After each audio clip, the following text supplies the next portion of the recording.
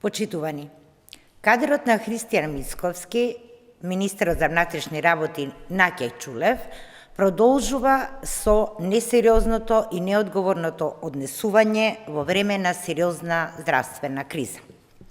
Додека припадниците на полицијата имаат голем обем на работа, Наке Оцјај повлече 80 полициски возила и стотици полицајци за да сними спот. Додека ВМРО ДПМН и Мицковски наводно се загрижени за здравјето на пациентите, Чулев ги ангажира за пропагандни видеа. Наместо полицајците да бидат на располагање на граѓаните, тие неколку часа беа ставени на располагање на Наке Оцјај. Тоа е истата режимска матрица на МВР-ВМРО, но тука не завршува неодговорноста на ВМРО-ДПМН. Мицковски вчера јавно тврдеше дека не е информиран за тоа што неговиот министер Наке Оцјај снимил спот.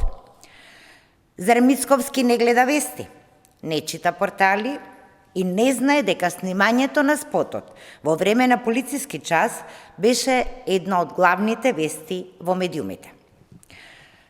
Ако навистина е така, тогаш Мицковски е уште понеодговорен. Толку неинформиран човек не може да претендира за ништо во политиката, а најмалку да стане премиер. Почитувани, одамна е јасно дека за Мицковски и ВМРО-ДПМН никогаш не биле важни граѓаните, никогаш не биле важни институциите. Важен им е само личниот и партискиот интерес. Свесни за тоа, ВМРО-ДПМН и Мицковски бегаат од соочувањето со граѓаните и со право се исплашени од новиот пораз што им следува на избори. Граѓаните одново ќе го казнат ваквото неодговорно, несериозно и деструктивно однесување на ВМРО-ДПМН и Мицковски.